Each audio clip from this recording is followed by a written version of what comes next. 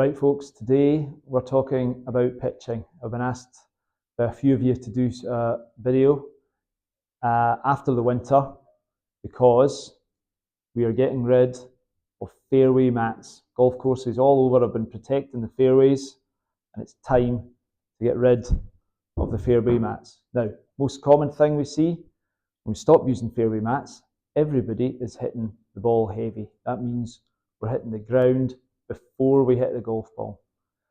I think the mats, because they're raised up off the ground, we end up trying to scoop the ball up in the air and they actually make our contact much worse. We're going to talk through some of the basics for a very basic pitch shot, and you can use the same technique when you're chipping.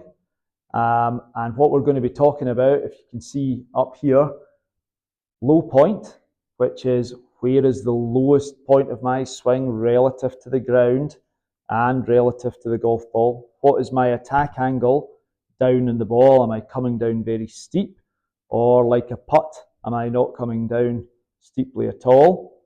And then we've got the dynamic loft. What is the loft on my club? So I've got a 56-degree sand wedge here. You can see the shot on the screen. I actually de-lofted it to 41 or 42 degrees. So I'm leaning the handle forward. I've hit down on it a few degrees, and my lowest point of my swing is after the golf ball. Then we've got the club head speed. How fast am I moving it? And all of this, if I strike it well, and I've got good loft and good speed, I should be able to get the carry distances that I'm looking for. So think of pitching that way. First of all, the main thing is I've got to strike that golf ball sweetly. So I have to get that club working onto that golf ball in the right way to catch it just perfectly to give me a good strike. Don't want to catch it out the heel, that's for sure.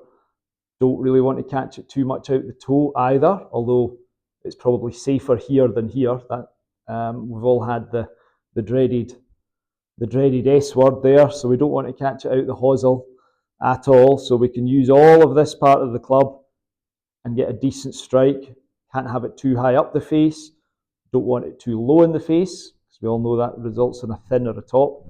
So we're just trying to develop the skill of delivering the club onto that golf ball at the right spot so that the ball launches and flies the right distance. So we've got to think of strike first.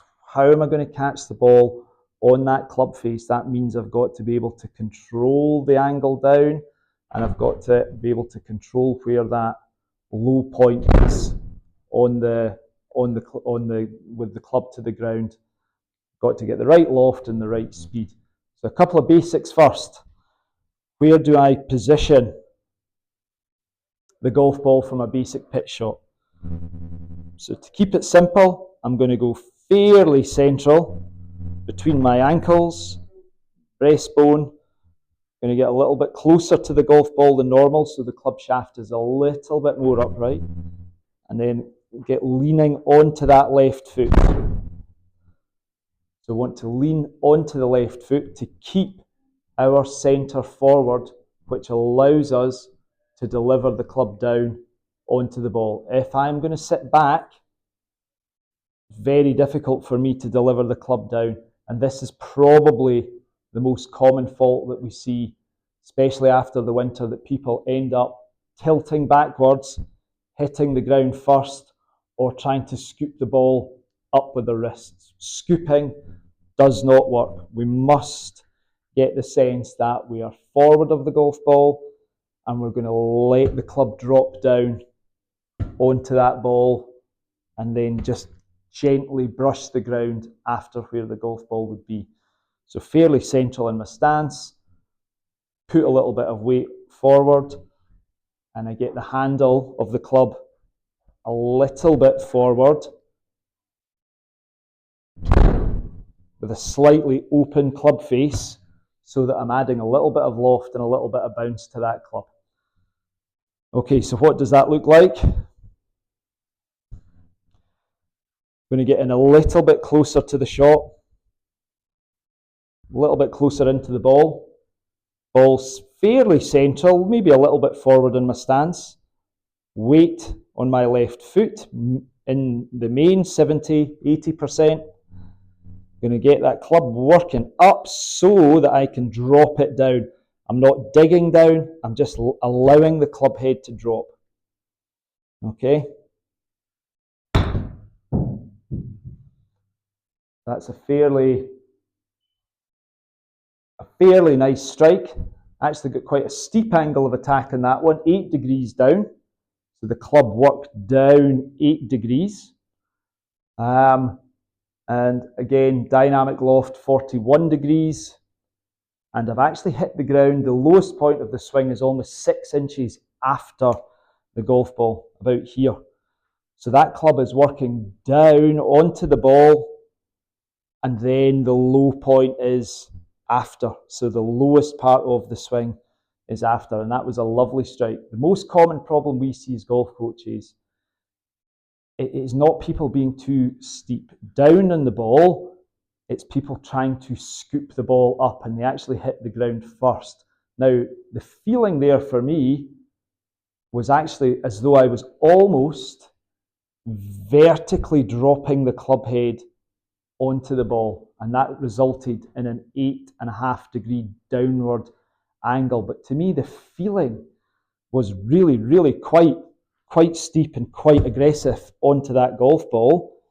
You know, in this part of the swing, the club head is moving vertically, and then I release that onto the ball. So again, ball fairly central, weight forward, swing the club up in the air and drop it down onto the back of that ball. We'll go one more shot. So open the club face a fraction to add a little bit of bounce, get the club shaft more upright. I don't want the heel digging in and closing the club face, so I get the shaft a little bit more upright. Weight a bit forward, lift the club up, drop it down. Let's see, different. There we go, very similar shot. Hit down 6 degrees, 30 yards of carry, it'll be a very good spin rate. So hopefully that helps with some of the basics. Any questions about that? I can go into much more detail, just come and ask. But hopefully that allows you to get over hitting the mat too early, or hitting the ground rather, once we've got rid of the mats, hitting the ground too early before the golf ball. We must hit the ball first, drop the club onto the ball. We're not driving the handle down, we're not trying to gouge it out, we're just dropping the club and trying to lightly brush the ground. And that's whether you're hitting a 30-yard shot like I have, or a 10-yard shot with a sand wedge. For other shots, if you're doing chip and run, it's a slightly different technique. We maybe don't need to allow the club to drop onto the ball quite so much, but we'll put that for another video. So I hope that is useful, and let's hope for a great golf season.